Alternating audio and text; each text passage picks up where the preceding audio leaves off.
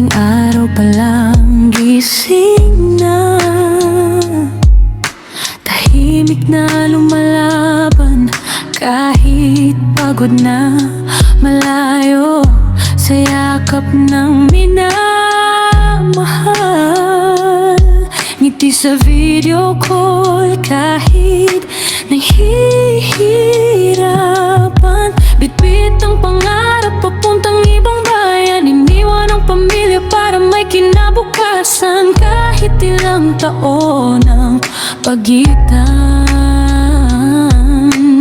puso niya'y nasa tahanan pa rin ay naman.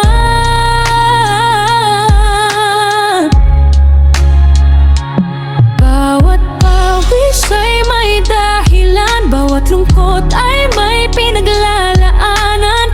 Kahit mag-isa sa banyagang mundo, patuloy pa rin tumatayo. Isa siyang bayaning tahimik, sugatan man ang puso, di basta bumibitiw. Para sa pamilya, handang magsakripisyo, kahit malayo pagmamahal ay totoo.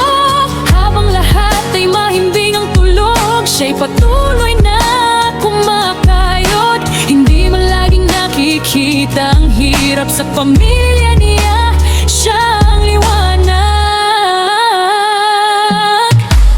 May mga gabing tahimik na umiyak habang tinitingnan ang lumang larawan.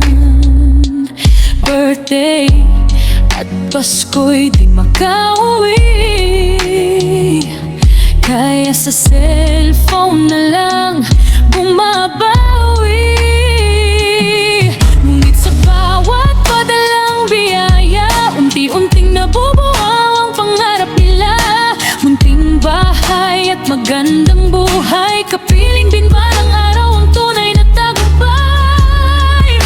Hindi madali ang maging malayo, lalo na kung pamilya ang iniiwan mo.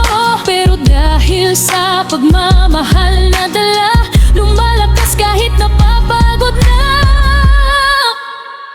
Isa siyang pusong matatag, tahimik mang umiyak, patuloy ang pangak. Lahat ng sakripisyo may patutunguhan, pagdating ng araw makakauwi rin sa tahanan. At kapag dumating ang pinakahihintay, hindi na video call ang magiging saksi sa tagumpay, kundi yakap ng pamilya, luha ng tuwa para sa bayan.